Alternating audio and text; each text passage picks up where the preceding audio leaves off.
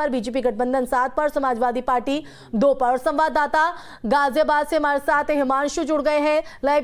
हिमांशु, आपका रुख करना चाहेंगे क्योंकि वोटिंग बहुत कम हुई थी, जिसके बाद सभी दलों की चिंता बढ़ते हुए नजर आ रही थी। लेकिन गाजियाबाद शहर से बीजेपी के लिए एक अच्छी खबर है और जो पॉलिटिकल डेब्यू में जीत की तलाश थी वो कहीं ना कहीं बीजेपी प्रत्याशी ने अपने हित में कर ली है, बाजी मारते हुए।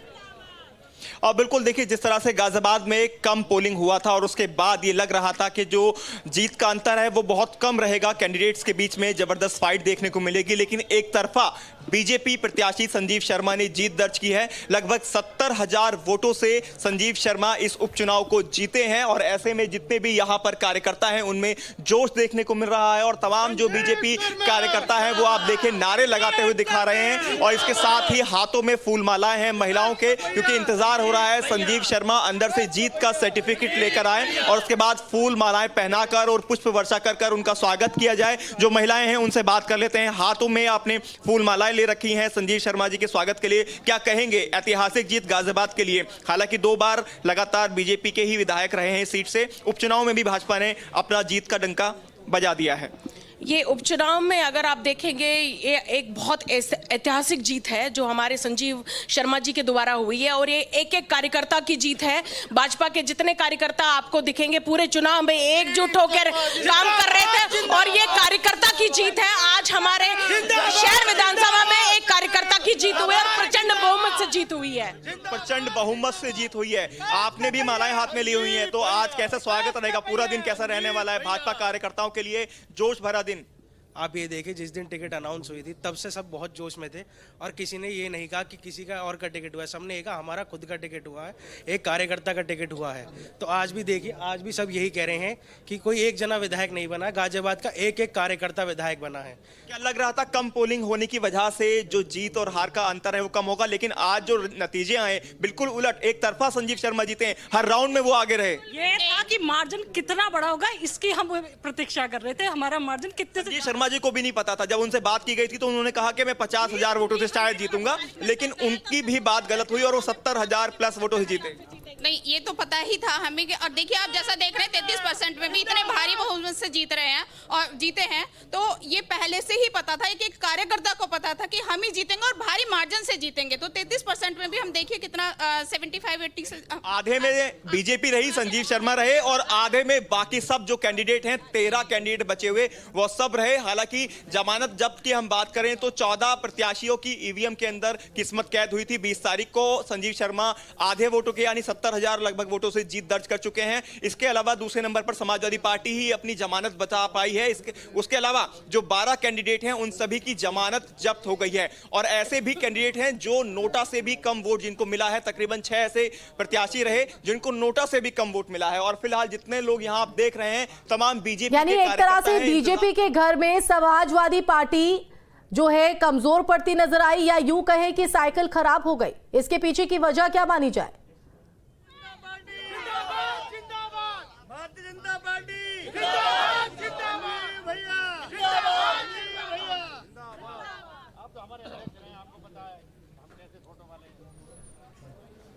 हिमांशु, आप तक आवाज पहुंच रही है? बीजेपी के घर में सपा कमजोर पड़ते हुए, या ये कहे कि साइकिल खराब हो गई, क्या वजह?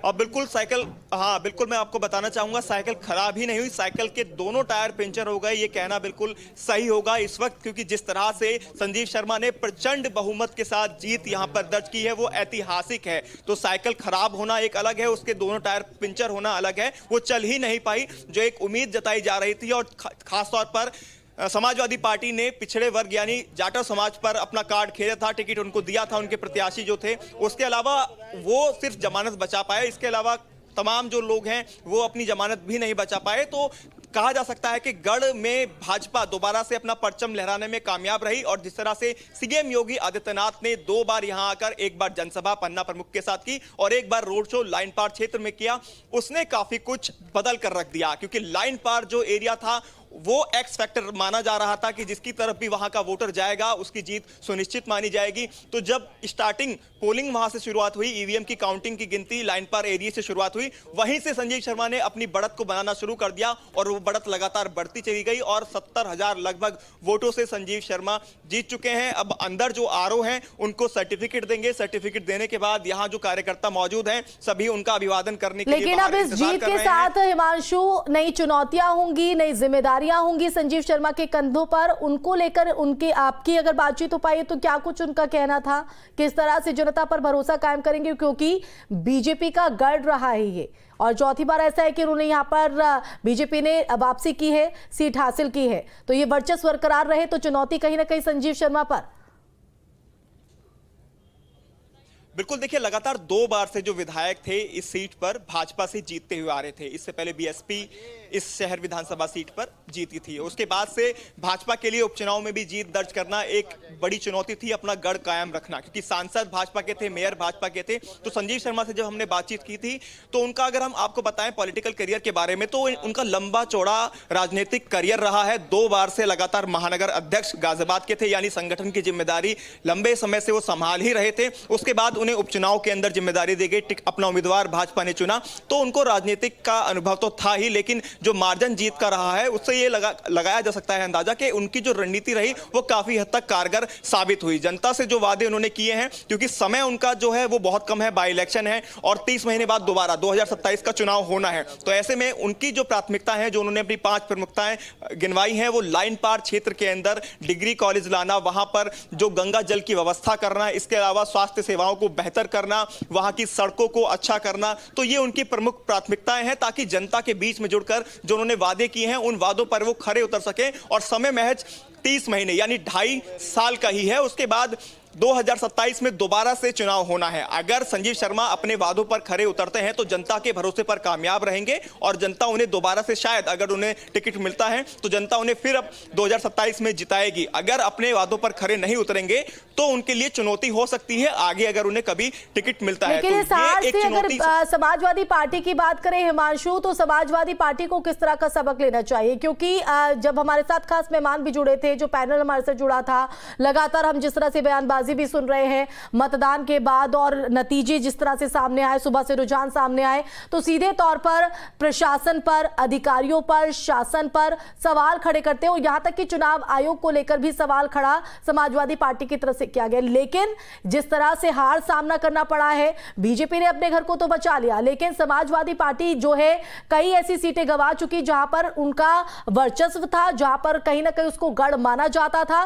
तो ऐसे में इन कमियों से, इन जो खामियां यहां पर रही हैं, उनसे सबक लेने की जरूरत है। और गाजियाबाद शहर की बात करें तो यहां पर भी किस तरह से कमजोर पड़ती नजर आई, क्यों दोनों साइकिल के जो टायर है वो पंक्चर पड़ते नजर आए समाजवादी पार्टी के, जरा हम वो भी आपसे जानना चाहेंगे। अब बिल्कुल देखिए, यूपी के अंदर 9 विधानसभा सीट पर उपचुनाव होना था, ये सभी को पता था और उसके लिए भाजपा हमेशा तैयार रहती है। और भाजपा में खासतौर पर इस बार मुख्यमंत्री ने अपने हाथों में ये कमान संभाली हुई थी, क्योंकि ये साख की लड़ाई थी। इससे ना तो सरकार गिरनी थी, ना सरकार बननी थी, लेकिन 2027 को लेकर जो बिसात बिछाई जानी थी वो इसी चुनाव से बिछाई जानी थी।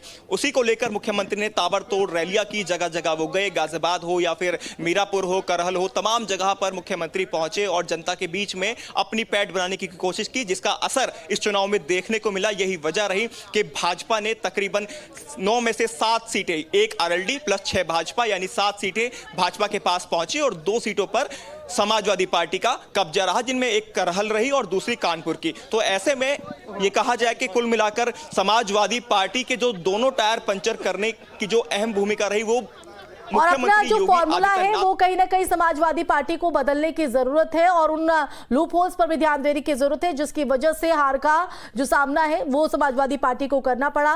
खैर का भी रुख कर लेते हैं, जो हमारे संवाददाता धीरेन्द्र भी हमारे साथ लगातार बने हुए हैं। धीरेन्द्र, वहां से क्या तस्वीर है, क्योंकि जाटलैंड में जलवा बीजेपी का यहां पर देखने को मिलता रहा है और जीत की हैट्रिक भी। हाँ देखिए, कह सकते हैं, देखिए खैर में देखिए बीजेपी के द्वारा देखिए हैट्रिक बना ली गई है। जिस तरह से यहाँ देखिए सुरेंद्र तिलैया को भारतीय जनता पार्टी के द्वारा प्रत्याशी बनाया गया, हम कह सकते हैं कि आज 17वीं बार जो समझ विधानसभा का चुनाव जाने के जो समझ जब से तो विधानसभा का वो चुनाव हुआ है, आज 17वीं बार हुआ है। 17वीं बार में भी समाजवादी पार्टी आज तक इस विधानसभा में कोई खाता नहीं खोल पाई। समझे, हम कह सकते हैं कि आज भी जो है समाजवादी पार्टी का जो है कहीं भी यहाँ पर हम कोई खाता नहीं खोला खैर विधानसभा में। इससे पहले देखिए भारतीय जनता पार्टी के द्वारा जो कहेंगे देखिए 5वीं बार जो है इस विधानसभा में जो हम खाता खोला गया है। अगर देखिए हम 2017 की बात करें तो देखिए भारतीय जनता 22 में की थी, और फिर देखिए बाई इलेक्शन में भी यहाँ देखिए आज भारतीय जनता पार्टी के द्वारा कहीं यहाँ बाजी मारी थी। तो कह सकते हैं कि जो है कहीं कहीं जो है साइकिल का जो है यहाँ पूरी तरह से पंचर हो गए दोनों पहिए, और जिस तरह से जो इसको कहा जाता है सब जाट लैंड है उसको लेकर के कहीं कहीं जो है यानी एक तरह से कहा जाए कि समाजवादी पार्टी का पीडीए फॉर्मूला यहां पर भी फेल हो गया। जाट लैंड में कहीं ना कहीं जाट और जाटव दाव जो है समाजवादी पार्टी की तरफ से चला गया, लेकिन वो कोई सार्थक साबित होते नहीं दिखाई दिया।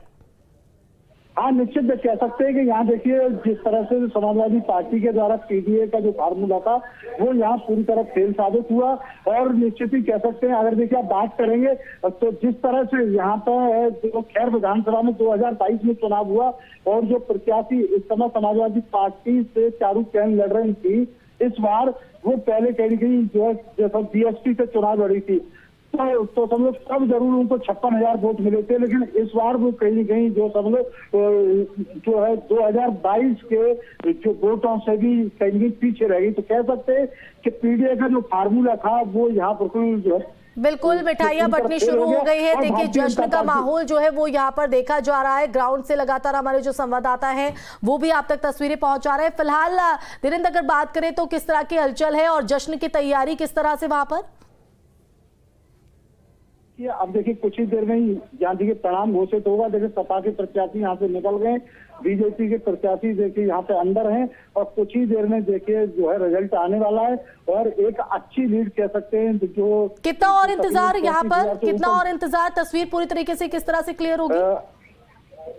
देखिए यहाँ देखिए जो है इस समय यहाँ देखिए 31 राउंड होने, लगभग 27 राउंड क्लियर हो चुके हैं। अभी देखिए मात्र जो है 4 राउंड रह गए, जिसमें कह सकते हैं कि 34,000 से ऊपर की लीड अभी तक गई है, और कह सकते हैं कि लीड जो है आगे बढ़ सकती है। और जो है यहाँ से जो समाजवादी पार्टी की प्रत्याशी चारू कैन यहाँ पराजित होने के बाद यहाँ से सब लोग केंद्र से बाहर निकल गई हैं, और जो बीजेपी की प्रत्याशी अपना अंदर है, और निश्चित ही उनके द्वारा देखिए कह सकते हैं कि जश्न की एक तैयारी की जा रही है। तो कह सकते हैं कि भारतीय जनता पार्टी के द्वारा खैर में कहीं हैशटैग लगा दी गई है इस बार, और जो सुरेंद्र दिलेर लेकिन अभी पूरी तरीके से पिक्चर क्लियर होने में थोड़ा सा और इंतजार यहाँ पर खैर सीट पर करना पड़ेगा। हिमांशु एक बार फिर से आपका रुख करना चाहेंगे क्योंकि यहाँ पर समाजवादी पार्टी के क्या लूप होल रहे हैं और बीजेपी ने जिस तरह से जीत यहाँ पर हासिल कर ली है, इसके बाद जश्न की क्या तैयारी, क्योंकि कई जगहों पर तो मिठाइयां खिलाई जा रही हैं, जश्न का माहौल देखा जा रहा है, नगाड़े बज रहे हैं।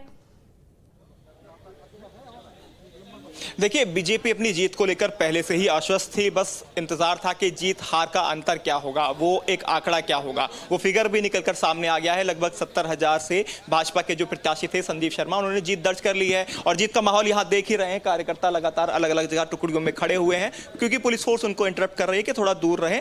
धारा 163 लागू है, और उसके बाद इस तरह से आप एक साथ बिल्कुल तैयारियों को लेकर बात कर लेते हैं। जो यहाँ पर तमाम बीजेपी के कार्यकर्ता हैं, ये बताया गया है कि जगह जगह लड्डू तो बनकर तैयार हैं, लेकिन बटने बाकी हैं। लड्डू बनकर तैयार हैं, कितने कैसे, मोटी बूंदी के हैं, पतली बूंदी के हैं? वैरायटी मिलेगी, मोटी बूंदी है, पतली बूंदी है, देसी घी है, सब वैरायटी आपको मिलेगी। सब राष्ट्र के बारे में तो मैं ज्यादा कह नहीं पाऊंगी। अभी हम सफाई में है, करहल में जिस तरह से शुरू से ही बढ़त बनाए हुए थे, क्या लगता है कि क्योंकि 27 का एक तरीके से सेमीफाइनल इस तरह से माना जा रहा है कि आगे देखा जाए? नहीं, अच्छा है क्योंकि जहाँ यहाँ पे प्रशासन ने और जहाँ भारतीय जनता पार्टी के लोगों को खुली छूट दी गई कि मतदान के दिन वो घूमें, और बाहर से भी दूसरी विधानसभा से भी लोग आके गाड़ियों में यहाँ घूम रहे थे, और जहाँ 3 या 4 गाड़ी चलने की अनुमति होती है वहाँ पे 10-10 गाड़ियां लेके लोग चल रहे थे, और जिस प्रकार से पूरा माहौल रहा उसके बावजूद भी समाजवादी पार्टी का जो परफॉर्मेंस रहा है वो सही रहा है। लगता है और सीटें आ सकती हैं, कई राउंड बाकी हैं। हाँ, मैं समझती हूँ कि हम लोग अनुमान लगा रहे हैं कि 4 सीटों पे हम लोग अभी भी जीत सकते हैं। Thank you. शासन और शासन पर ठीकरा यहाँ पर फोड़ा जा रहा है। जिस तरह से समाजवादी पार्टी को उपचुनाव में झटका लगा है, कहीं ना कहीं डैमेज